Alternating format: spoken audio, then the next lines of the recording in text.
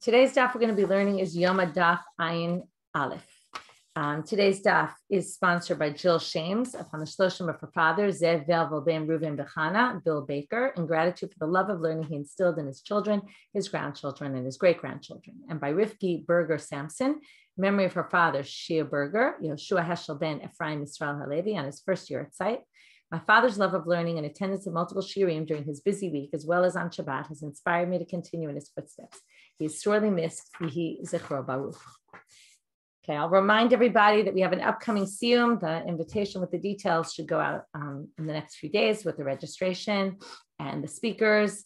We'll have a great program as usual, and we hope you'll all come. It'll be on July 11th on a Sunday at 8:30 p.m. Israel time, and whatever time zone you live in, hopefully you can join. I know it's hard for those in Australia and with their time zone, but anyway, it'll all be recorded as usual, and you can always hear it after. Okay, and as I promised, we are starting on Wednesday, the 8th chapter of Yoma. So we'll finish up all with all the temple service, and it's interesting, only at the end now we're getting to, right, all of the order, and today is going to be a lot about the order of how things happened. We started with that yesterday, and now we're getting to, right, it makes sense we're getting to it now because we're going part by part, and what really took up the central part of the Masechet was the special Avodat Yom Kippurim that happened in the second dipping. Right now we have to get to what about everything else, and when did it happen, and what was the order, and does it match actually the order in the Torah? So what I'd like to start out with today is reading the verses in Bayeka chapter 16, verses 22 to 28. It's on your sheet, so if you have the sheet in front of you, you can look there. We're going to read through, and I'm going to already, if you have the sheet in front of you, you can see that there's a bit of a problem with the order, right? When kids are little, they have these games where you have 4 pictures and you have to put them in order. It's one of those basic things they do with little kids and line them up according to the order of events. So this is what we're going to do with these verses. We kind of have to shake them up and figure out what order do they go in. So in verse 22, it starts off with the Shiur. It's actually in the middle of the Shiur HaMishtalech. V'nasa Shiur alav et kol avonotam al eretz gzera v'shilach et Shiur bamidbar. So they take the goat carries upon it, right? The scapegoat. He has all the sins of all the people on it, and they send him out to the desert. That's all at the end of after we did all the bloods and after we did all that. Uva Aharon el Ol Moed. Aharon now comes to Ol Moed. Upashat et bigdei abar asher lavash b'vo'ol hakodesh v'nicham sham. So Aaron comes to Ol Moed. He takes off his clothes that he was wearing, and he leaves them there. Now this is strange. He goes into Ol Moed and he takes his clothes off. Right? You wouldn't really do that if you were going into Ol Moed. So there's an explanation that what happened was Uba Aaron el Ol Moed. They're going to understand that what Aharon did here was he didn't go to Ol Moed and take his clothes off. He went into Ol Moed to do something. We don't know what. He did something, which we assume now, as you remember, we already discussed this, which is what does he do at that point? He puts in he takes out the kaf and the machtah that he left in there from the avodah. So he has to go into the temple and take out the stuff. So that's the next thing. So Ba'aron el Ol Moed. So he goes in there, he takes out the stuff, and then he switches his clothes because he's done now at this point, right? So now, he now washes himself, okay? In other words, he does the tefillah, in other words, that's what happens every time he switches clothes. And then it says, now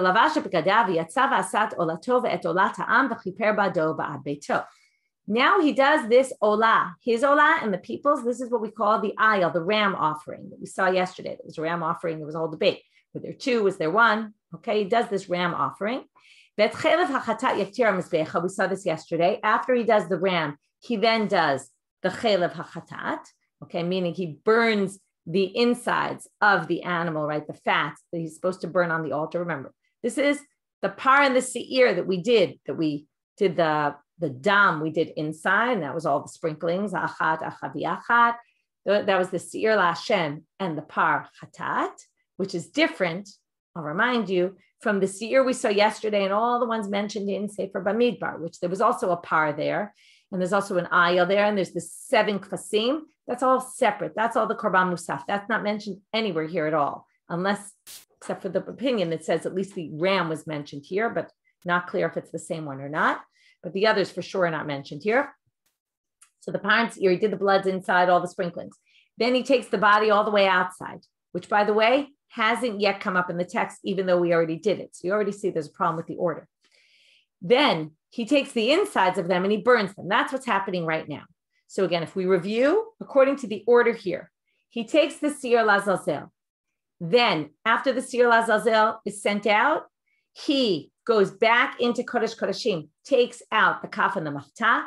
Then he changes his clothes. He dips in the mikvah. We're up to here the third time the third time he goes to the mikvah, right? Because remember, let's go through our mikvahs. First time is before he does the korban tamid of the morning. We saw yesterday, maybe he also does some of the musaf korbanot then. Then he changes his clothes and he goes into Kodesh Kodashim and he does the avoda. That's second dipping. Then the third dipping, according to the Torah, now it's not true, but the third dipping would then happen after he took out the kaf and the machta. I don't want to confuse you, but that's what it says here. It's not what we do. The third dipping would be right here, okay, where he then does the elo and the el ha'am after the kaf and the machta. We're going to see, right, the kaf and the machta actually happen in the fourth dipping, but that's not what the Torah says. Then he does the olah, the elo and the el ha'am, the chel of chatat. Then it says, it makes reference back to the one who sent the Shiur Lazazel. Okay, I'm really going through this very well because this will set up everything, the whole thing we're going to learn in the beginning of today's daf. The one who sends out the Shiur Lazazel now has to wash his clothes. Remember, his clothes are tameh, he becomes tameh. Okay, and then he can come back into the machaneh after he does that. Kaf Zayin is ve'et par chatat ve'tzir chatat asher uvat amam lechaper b'kodesh. The par and the seir that were done inside, that we brought the bloods on the inside and sprinkled all the achad biachad and all that. Well, yotzil michutz lamachaneh, take them out of the camp, v'sarfu ba'esh et oratam ve'et b'saram ve'et pirsham, and burn them outside the camp. Remember, we take them outside the camp, but we burn them. What's the problem? This is also out of order. This was done previously. This was done after you sent the Shiur Lazazel in verse 22. So why is it in verse 27? Something's weird. And then it tells you also, just like Hamashalech Seir becomes tamei, also the one who burns those animals become tamei. So verse 28 is very parallel to verse 26. Verse 26 says the one who takes the Shiur Lazazel, he becomes tamei, and verse 28 says the one who burns the par and the seir becomes tamei, has to go in the mikveh, etc. So now, let's start our daf and let's try to understand the order. This was just intro. You shouldn't have understood everything yet. This just sets it up for what we're going to talk about. So we're starting with Kidyesh Yadav V'Raglav at the bottom of the page of Ayin Amud Bet. Tanu Rabbanan, Uba Aharon El Ol Moed. So it says in this verse, I told you, Aaron comes to Ol Moed, Lama Huba, for what purpose? We're done with everything. So they say it must be Lahotzi et HaKafa et HaMachta, right? It never says in the Torah that someone goes in to take out the ladle and the pan that had the coals in it, right? But remember, the ladle was to carry in the incense, and the pan was to carry the coals. Never says he took them out, so it must be he had to go back in. For what purpose? Must be to clean up. Okay, so now it tells you shekol parasha kula ne'emra ala seder. Everything else is in order. We're going to have a little bit of an issue with everything else being in order because it's not true, because we already said that verse 27 is out of order. But everything else is in order. Chutz mi pasuk zeh, except for this one verse. This verse 23, Uba Haron Elo Moed, and he takes off his clothes. This pasuk is out of order. So now they want to know, how do we know this pasuk is out of order? We're going to have two reasons. First Rav Chisda, then later Rav. My timer. Amar Rav Chisda Gemire, we have a tradition. We were taught by tradition. Chamesh tefilot v'asara kiddushin tovel kohen gadol u'makadesh bo bayom. There's 5 dippings and 10 washings of hands. We already learned this, by the way. V'i amart kisidran ktivi lo mishkach alei ela shalosh tefilot v'shisha kiddushin. If it happened in order, why do you have to go to the mikveh? You only go to the mikveh when you change clothes. Remember? And then you do kiddush yadayim v'raglayim, the whole, right? Was it on the undressing and the dressing, or was it 2 for each dressing, right? 1 before you get dressed, 1 after you get dressed. Either which way, there's 5 dippings, 10 kiddush yadayim v'raglayim, each having to do with him changing his clothes. Now, if we were to do it in the order of the Torah, it means that the central part of Yom Kippur happens all at once. And the white clothes that the Kohen Gadol wears for the special Yom Kippur service only happens once, which means how many times would you dip? Well, first you wear the golden regular Kohen Gadol clothes to do the morning, Tamid Shel Shachar, the Tamid daily sacrifice. So number one, that would be the first dipping before he wears the golden clothing. Then he would switch to white clothes. He would go in, do the Yom Kippur service, finish everything, take out the kaf and the machta, then switch to the Bigdei Zahav and do everything else. In which case you would end up with 3 dippings only. One to go to Bigdei Zahav, one to go from Bigdei Zahav to the Bigdei Lavan, the white clothes, one to go from the Bigdei Lavan to the Bigdei Zahav, and that would be it.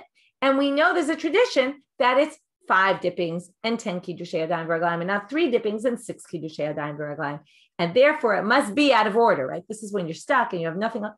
We know everything else happened in together. So it must be that when this verse says he comes to Ol Moed, it must be that he came later, after he did something in the Bigdei Zahav, which is then the next pasuk, which is the Elo and the El Ha'am, and the burn, right? And then he would then go back and the burning of the chatat, the imurei chatat.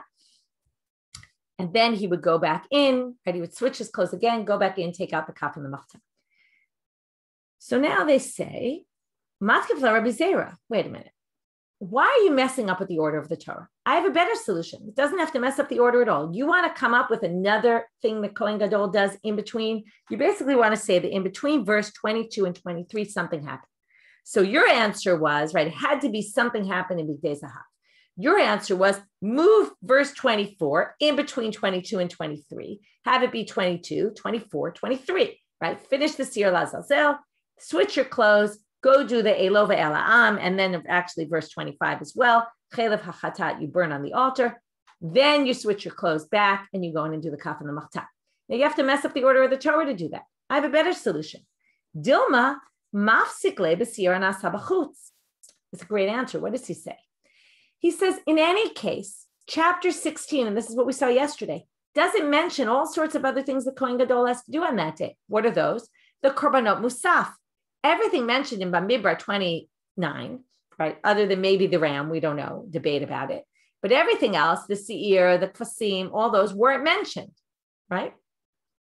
So maybe the seir l'chatat, okay, why that one? Because all the other ones were done with the korban tamid shel shachar or ben arbaim. There was a whole debate about it. This one kind of was almost neither here nor there. So he says, why don't you just assume you want to put something in? So let's, instead of messing up the order, let's just say that the one that was never mentioned, right, in these verses that we don't know when it goes, why don't you just say that was done now? You could say they did the seir chad izim l'chatat, the one that's done on the outer altar, not the seir lashem. The other seir that was brought on all the holidays and Rosh Chodesh and all that, that one was done right now. And that split between verse 22 and 23. But not that we have to put a whole verse in. We just, right, somehow, right, this is, let's say, this is Vayikra. If you look at my hands, right, I have my fingers spread apart. This is Vayikra. This is Bamidbar. Bamidbar has to fit in somewhere, right? Without messing up any order, we could just stick in between those verses, stick in Bamidbar about the Seir, and that would resolve the issue. So they say you can't say that. Amar Abai, Amar Krav, v'yatsa v'asat olato. In verse 24, it says, so he washes after doing the kaf and the machta, right, which we assume that's what it means, even though it's not, we then say, but right, the pshat sounds like that. And then it says, he wears his clothes, v'yatsa v'asat olato. He now goes out from the sanctuary, from the holy area. What they understand is, seems like they're telling you specifically, and he goes out, meaning it was the first time he leaves is to go do the Elova Elam, which means that has to be the thing that's done after the Avodat Yom Kippurim. The first time he leaves is to do the Ayil and the Elam, and therefore it can't be that he left to do the Seir, then changed his clothes, went back in, did the kaf and the machta, and only after that did the Ayil, because it sounds like this is the first time he's actually leaving this day. So therefore, it must be that this is out of order. Rava gives a different reason. So Rav Chisda said, how do we know? Let's go back to the beginning, because Rava is now relating to something that's said previously. We got a little sidetracked with the question and answer about why don't you just put Sefer Bamidbar in here. But Rav Chisda had said the reason why we know that it's out of order is because we have these 5 tefillot and 10 kiddushim, and if you kept it in order, it would only be 3 and 6. So comes Ravi gives a different reason. Amar Ka upashat et bigdei abad. What does it say in verse 23? Aaron comes to Ol Moed and then he takes his clothes off. Remember, we said it couldn't be an Ol Moed. It must be, he goes to Ol Moed, he's finished with doing whatever he needed to do, which was taking out the kavan machta, and then he takes off his clothes. Now, if it just said Upashat B'gdei Abad, it would be very fine. It would make sense. But what does it say here? Upashat B'gdei Abad asher lavash. He took off his clothes that he was wearing. When you take your clothes off at night, if you tell someone, I took my clothes off, say, I took my clothes off. I changed into my pajamas, right? You wouldn't say, I took the clothes off that I was wearing, right? I would say, I took off my clothes, I changed to pajamas, right? The main thing is to focus on the pajamas, right? I took my clothes off and I wouldn't start talking about when I got dressed before, right? I got dressed in the morning. It's not connected. So why does it say asher lavash, that he wore? Klum adam poshet ela masha lovesh. Of course, the clothes he took off was the clothes he wore. There's no point for the verse to tell you this. So ela mata mulamar asher lavash. What do we learn from those words? Shalavash kva. What it's saying here is, it's saying he took off the clothes that he wore previously and already took off. And now he's taking off those clothes that he already wore and had taken off one time before. So it's the same kind of answer as the first answer. It's just the first answer learns it from a tradition that we have that wasn't mentioned in the Torah, that there's 5 dippings and 10 washings of hands. This one learns it from the verse itself. There's a reference in the verse itself that he had already worn these clothes and already taken them off. Okay, that's what they come to tell you. Matkifla Rabba Rav Shila. The same question is going to come up just like we had on Rav Chisda. Why don't we just say, instead of messing up the order here, it was the Seir that was done in Sefer Bamidbar that gets put here. So again, Haktiv Yatzav Asano, because it says he goes out and he does. They infer that means the first time. This is the first time he's going out, and therefore you can't say that. Okay, so that's how we've dealt right now with verse 22, 23, 24, and 25. And we basically say that 24 and 25 happened before 23, because otherwise you wouldn't have the 5 dippings and you wouldn't have him wearing these, or the other way of reading it is you wouldn't have these clothes that he's wearing are not clothes that he had already previously taken off, because he wouldn't have taken them off at all if you had it according to the order. Therefore, it must be out of order. Now going back to the Breita. The Breita said this is the only thing out of order. Well, now we're going to question that because of verse 27. But wait, there's psukim that don't seem to be in order. You're supposed to burn the fats. Remember, we talked about that, burning the fat on the altar. That's verse 25. And Hadar, after that, it says in verse 27, vet par chatat vet sir chatat. Right, you're supposed to burn the bull, the body of the bull and the seer that were done inside. You're supposed to burn them outside the camp. Remember, outside of 3 machanot. Vilu anantnan, and it says there, we learned this Mishnah a few days ago on Samchet. If you're watching the Kohen Gadol when he's reading from the Torah, remember that great line? You can't see the animals burning. Remember, we already explained that the chalev, the insides, were burnt on the altar after that. So it can't be, this is also out of order. So why did the Breita say that's the only pasuk that's out of order when this pasuk is out of order? So one option is to say, ema chutz mi pasuk zeva elach. What it means is, right, other than this pasuk and on. Okay?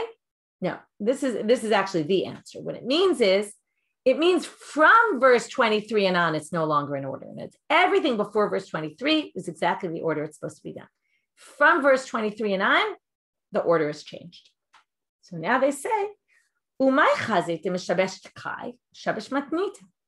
reason we explained the psukim are out of order was based on what it said in the Mishnah. Why don't we say the Mishnah's made a mistake? In other words, if you're going to say either, right, they're assuming if it's not in order, it means the Torah made some sort of mistake, or right, you have to explain why there's some. But what they're saying is, if the order's messed up in the Torah, and we're saying that's out of order, why don't we say no? The Torah has the right order, the Mishnah has the wrong order, and then we could basically say, in other words, this wouldn't help you with the kaf and the machta. You can't answer it any other way. But this part, you could say maybe the Mishnah had it wrong, and maybe the Mishnah was a mistake, and maybe the Mishnah really should have said, first you burn the chatat, and after that you burn the animal. I'm sorry, you burn the innards of the chatat and then on the altar, and then after that you burn the whole animals outside. So why are you saying that? So now we're going to have 2 answers to this question. Amar Abai, Amar Ka, ve'hamishalech v'hasoref. Okay, this is why I explained it to you before this way. That verse 26 and verse 28 are parallel. The mishalech, his clothes become tamei, impure, and he becomes impure. He has to go to the mikvah. And the same thing for the burning. So now they say, therefore, we're going to make what we call a hekesh. These two are juxtaposed, they're very similar to each other. What's true for one is going to be true for the other. Because the word is very similar. Ha-mishalech v'ha-soref, right? It kind of says it in the same kind of way. The one who sends and the one who burns. Ma mishalech to me'ikara. Now, when did we send out the Siyar mishalech? Before, right? 4 psukim earlier, right? Instead of in verse 26, we're making reference to something we did previously in verse 22. Before, right, we did everything else. So just like that happened before, af soref, when they talk about basoref, in verse 28, and really in verse 27, when it describes the burning of it, deme'ikara, it must be you did it way back then, okay? So then the Gemara says, what do you mean? Adrabah, you could say the reverse. Why don't we say, instead of learning from the Mishalech to the Soref, why don't we say it's the reverse? You think the Siyar Mishalech got sent then, maybe the Siyar Mishalech got sent later. Mas Soref Tahashta, just like the burning just happened now. In verse 28, it's making reference to verse 27, which, according to the simple reading of the text, just happened right now. So when it says Mishalech is going to also become impure, maybe it's to tell you really, even though we made reference to the fact that it gets sent to the desert, really that only happened now. They're basically saying it's arbitrary, which one you choose. You could have chosen to say this. So now they say no, because v'hamishalech demi'ikara mashma. No. When it says hamishalech, that means that it already happened, the one who did it. So it sounds like it already happened previously. Rav Amal, he's going to give a different reason how we know that it's definitely now. It was definitely earlier. Amar ka ya'amod chai. Ad matai ya'amod azakuk la'amod chai. Ad sha'at kapara. If you remember, we saw this pasuk already before. The Seir Azazel stands living, right? Ya'amod chai. We had that whole thing about at what point he could die that we don't have to pick a new one. And then do a whole Hagrala again. Said a Seir asher ala alav goral azazel ya'amod chai lifnei Hashem lechaper alav. For the atonement, he has to stand alive till the atonement. Then what happens after that, right? L'shalech oto la'azazel midbara, to then be sent to Azazel. So what does Rabbah say? Ad matai zakuk la'amod chai ad shakapara. He has to stand in the mikdash until atonement is done. As soon as atonement's done, he gets sent out. What's atonement? Ematai shat kapara b'shat matan damim v'tulo. You get atonement when you sprinkle the blood. So that means that the Seir Azazel was clearly sent as soon as the bloods were done, and that's in order in verse 22, and not later in verse 27. Right? It's not once we send out the animal to be burnt. It's way before that. So therefore, what we basically say is, okay, if we go through the order now, Pasuk Kafbet is the Seir gets sent. That happens in order. Then verse 23 is out of order, right? What happens after that? We jump now to verse 27. Because the Mishalech happens, also the Soref happens. So the burning, so we're now going to skip to 27. That's number 2 in order. After that's done, we go to verse 24, which is also out of order because it comes before 23. 24 is the Elo ve'el ha'am. That gets done. After we do the Elo ve'el ha'am, we do 25. Chelev ha'chatat yaktera mizbecha.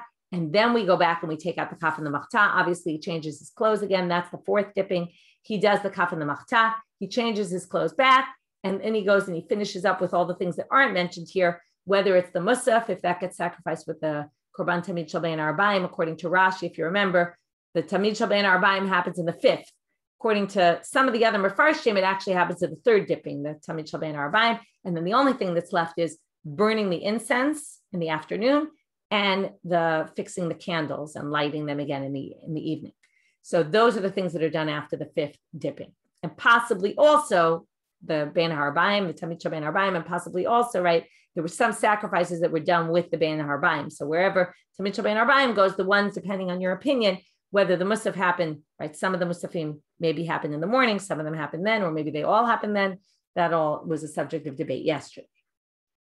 Now we get off on a real tangent, and you got to wonder why this is here. Ate Mishalech, we're now describing a possible situation that can happen if the Mishalech goes out. We're now done with the Avoda, and he goes and Mitzao b'shuk leKohen Gadol. He finds the Kohen Gadol in the shuk. Omer lo, Ishi Kohen Gadol, asinu shlichutcha. He says, you know, my guy, Kohen Gadol, you know, you're the person. We did your what you were supposed to do. Okay, right? Like, nice job, the two of us together, right? We managed to do everything. Mitzvah beito, if he finds the Kohen Gadol in his house, and if he goes to his house and sees him there, Omer lo mechayeh chayim asinu shlichuto. We did the shlichut of God, the one who brings life to life, okay, which we're going to have to understand. What does it mean, brings life to life, right? Usually it's mechayeh metim. He brings the dead back to life. Here it's he brings people who are alive back to life. We did his service. So now this line about mechayeh chayim is a little bit strange. We're going to hear some other things about chayim, and maybe we'll understand that line a little better. Amar Rabba, ki mifteru Rabbana mehadad b'pedita. When the rabbis would say goodbye to each other in Pubedita, Amre Hachi, they would say to each other, the one who brings life to the living, he will give long life and good life and set life to you. So what is Artzot HaChayim? Amar Rav Yehuda, Zeh Makom Shvakim. Why are the Makom Shvakim a place of Chayim? Because that's where people find sustenance, right? What does it mean, Chayim? Right, to bring sustenance to people, things that will help you live. Okay, this is a verse that's also talking about chayim, and it's in Mishlei, and from here we're going to get to some verses in Mishlei and Proverbs. What does it mean, long days, and shnot chayim, years of living, and peace will be added to you. What are there years that are called years of life and years that are called years not of life? Like, what does that mean? A year is a year, whether it's, of course, if we're talking about a year of our life, we're talking about a year that we're living. So what could this possibly mean?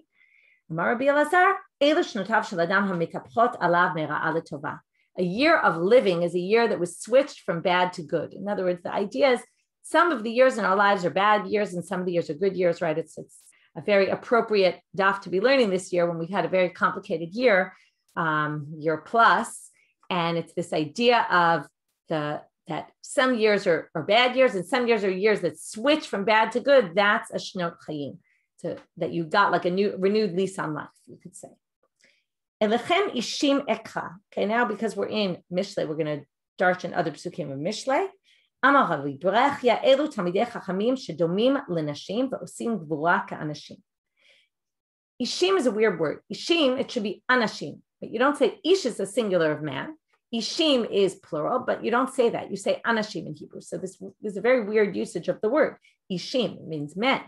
So they say it's a way of connecting isha, nashim, and anashim. It's saying Talmidei Chachamim, it's a reference to Talmidei Chachamim. The first interpretation is they're like women. Rashi says that they're humble, they have humility like women, and they're weaker like women because they're not, working out, doing physical work.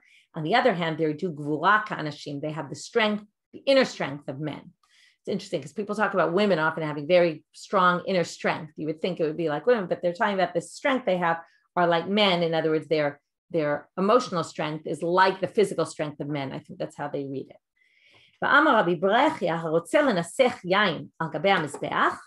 Okay, this is a different interpretation of that verse. If you want to put wine libations on the altar, and you're living in a time where there's no temple anymore, and you can't do that.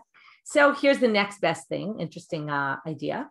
Find Talmidei Chachamim and give them wine. And it's as if you're pouring it on the altar. Why is that? In other words, they understand the same way Rabbanit did. This is a reference to Talmidei Chachamim. Ishim, and what is Ishim? Well, Ishim is like Ishe Reach Nichach. We have it all the time, where things that are burnt on the altar, right? It's things that go on the altar. So basically, they're like the altar, basically. So if you put wine in their mouths, it's as if you're putting wine on the altar. I think it's a way of also telling people you should serve Talmidei Chachamim, this idea of the importance of Talmidei Chachamim. And they learn it from here, right? Because Elechem Ishim Ekha. Okay, here's a real difficult line. If you see that your children are no longer going in the way of Torah, right? There's a question people always ask, what am I supposed to do if my kids aren't keeping the Torah like I think they should be? So you wouldn't have expected this advice. Now he's already married because he has kids. Take on another wife. Okay, I wouldn't recommend this. Take on another wife. Find a wife who's the daughter of Torah scholars. And that will resolve your issue. How do we get this? Because it says in Pasuk in Eov, If your roots get old, meaning they're not working anymore, your roots, your children, right? They're not working, not doing what they're supposed to be doing. And in the dirt, the roots will die, the trunk will die.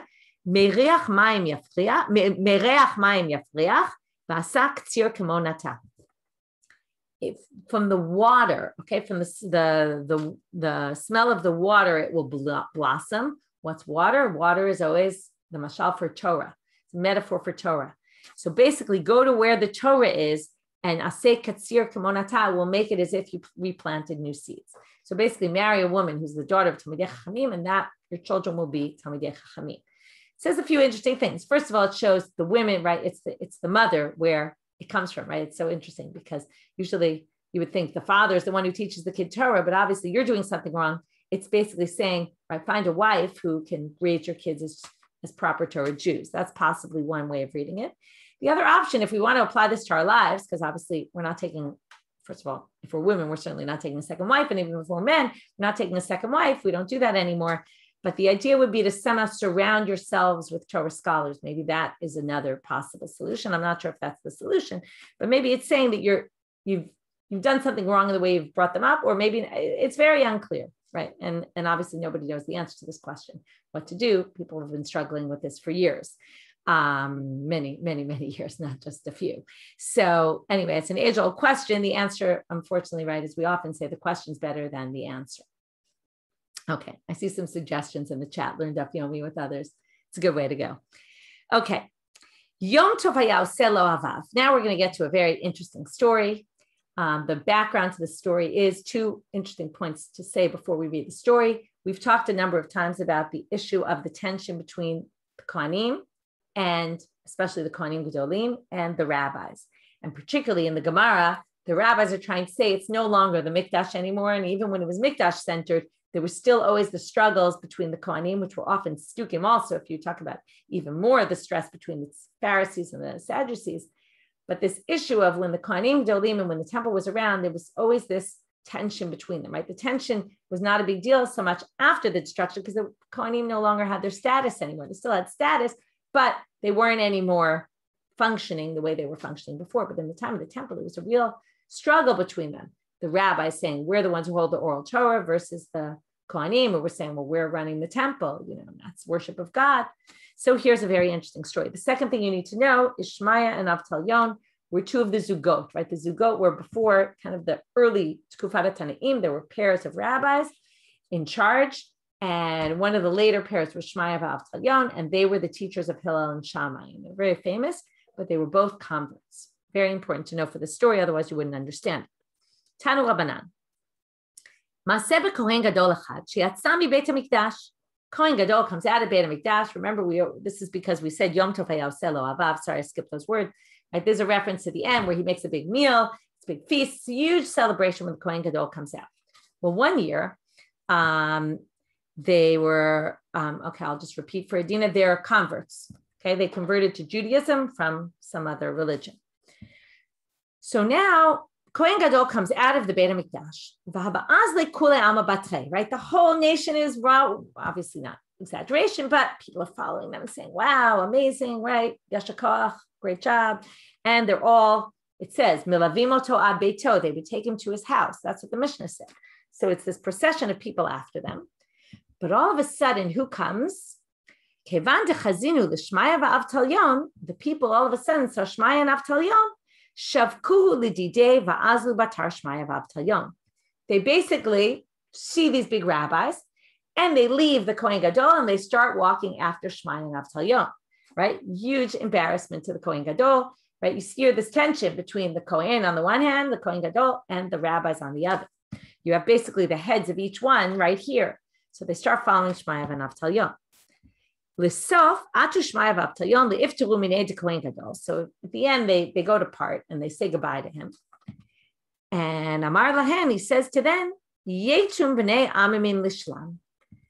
says you should go in peace. But instead of saying you should go in peace, that would have been Yetum l'shalom, go in peace. He says to them, go in peace, b'nei amimim, you people from other nations. And he basically reminds them that they had converted to Judaism. in front of everybody, right? It's a huge embarrassment. You're never supposed to remind someone who converted to Judaism that of their past. It's an embarrassment. You're supposed to treat them as Jews for all intents and purposes and not to ever mention where they came from. So what do? Right? They have two choices. Either they could just ignore him, right? It's one way. When someone insults you, sometimes to just not make an issue of it, you just ignore. Okay, so just ignore it. But Amruleh, they say back to him, Yechum b'nei amim l'shalom. They refer to themselves the way he did. They said, fine, we'll go l'shalom. And the reason we're going to go l'shalom is da'avdin uvda da'aharon. You claim to be the descendant of Aaron, but we're the ones who were going in the way of Aharon. Why? What is Aharon known for? Ohev shalom v'rodef shalom. He loves peace and he chases peace. And he tries to make peace with people. We are peaceful people, and that's why we should go l'shalom. But lo yete bar Aharon l'shalom de lo avid uvda de Aharon. But you, right, big insult. But you don't keep in the way of Aaron. You claim to be a high priest, and you claim to be from the sons of Aaron, but you're not doing what Aaron did. You're mocking us. So basically, you shouldn't go in peace. What's interesting is that they get into, right, they stoop to his level almost, which is surprising. You would think that they would be beyond it and not stoop to his level. The other question that's not clear in the story, I see someone asked in the chat, I'm also wondering, is they were not walking after the Kohen Gadol? Maybe they weren't. On the one hand, they end up parting at some point, or maybe they were, but people kind of formed a line after them. Unclear exactly what the reality here is, why they weren't exactly following the Kohen Gadol. Maybe they had issues already with him from before, and maybe that's why he was insulting them. Anyway, there's a lot of issues here under the scenes here of, between the tension between the priests and the rabbis, between how to treat a convert, right, what's appropriate behavior, between Kohanim living up to, right, we've seen a lot of Kohanim Gedolim that weren't such great people, and here you see he certainly wasn't, right? He was insulting them and degrading them, but then they stoop also, right? They kind of get into it, which you wonder why. Anyway, a lot of questions to be asked and interesting thoughts to think about. Again, back to, we keep seeing, even though we're talking about the temple and the worship in the temple, you think it's all about worship. There's a lot about interpersonal relationships as well, and leadership issues that come up. Okay, new Mishnah. Now we're going to the Kohen Gadol's clothing. Okay, so for this, I'm going to show you some pictures from the Tabernacle book. I have it in Hebrew, Melechet and Mishkan, but it's also in English called the Tabernacle, and it has great pictures of the clothes of the Kohen Gadol and the Kohen Ediot. So here's a picture of the regular Kohen and the Kohen Gadol, and we're going to go through all their clothing now. Kohen Gadol meshamesh b'shmona begadim v'ha'ediot be'arba'a. So he has 8 clothes, and the regular Kohen has 4. With ketonet, so what are the 4? Ketonet, this is a robe that goes over his clothes. It's kind of like a tunic would be the best word. His tunic, umichnasayim, pants. Okay, if you're looking at the video, you can see all the pictures. Ve'umitznefet, which is a turban around his head. Okay, and then the avnet, which is the belt. We've talked about that. So he has a belt that wraps around. So he wears the tunic over the pants with the belt around it and the turban around his head. The Kohen Gadol, Mosif alav Kohen Gadol, Choshen ve'efod u'me'il v'tzitz. I'm going to go in the order of the book. Just so I'll show you the pictures. The me'il is basically this, like, it's kind of like a tunic, but open on both sides, no sleeves, that just goes over, almost like a bib. It goes over what he was wearing, a me'il. At the bottom are the pa'amonim, right? The pa'amon that are shaped in the rimon, like pomegranates. We have an apron that goes over. Okay, the apron, that's called the ephod. Okay, it's an apron, really looks like an apron. As you can see it, here he wears it. So the blue is the me'il, okay, with the things at the bottom. Here's the apron around him. It's all colorful, you can see. And then we have the me'il and the choshen, which is the breastplate. Okay, that's here with all the stones of all the Shvatim. It's very famous. And the tzitz. Here's the tzitz, the golden thing that goes around his head, on his forehead. You can see also, by the way, his hat is different, and they're going to call it something different. And it's called the migbat is the regular Kohen, and his is called the mitznefet, even though here they talk about it both being a mitznefet. But really in the Torah, it's a migbat versus a mitznefet. And his is more of a hat, it's more wide, and the other's more turban-like. Okay. Be'elu nishalim be'urim v'tumim. only if the Kohen Gadol is wearing these things can he ask questions to the Urim V'Tumim. Okay, the Urim V'Tumim was a way of asking God, and the stones would light up and give him an answer. It was this weird magical kind of thing. It's very limited in its use. You can't just use it for anything. You can't just go to God and let's find out. But it's you can only do it for a king or the head of the Sanhedrin, or if it's something that the whole community needs. Gemara is going to start off and discuss the threads that we use to make these, and we're only going to start today. We'll finish this up later. Tanu Rabbanan dvarim shenemar bahen shesh chutan kaful shisha.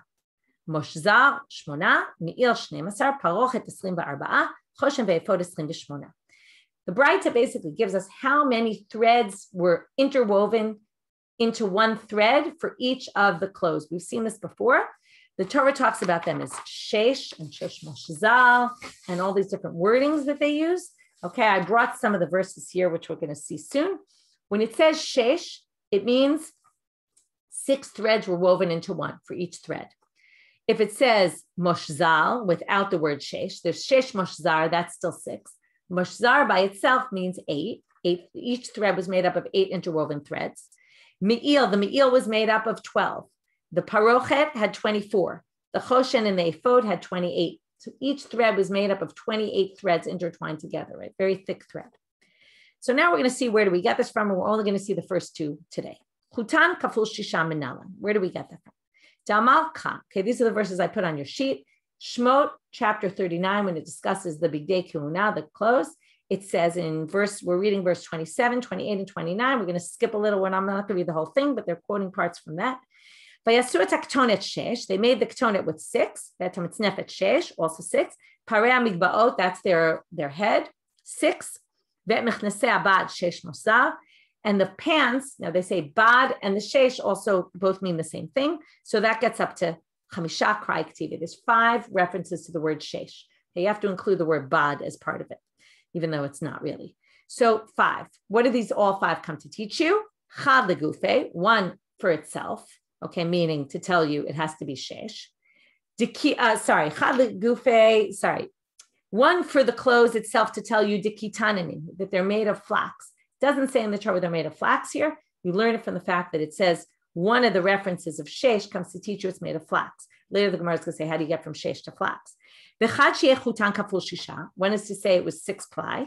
Chad shi'u shizulin, one that they should be intertwined.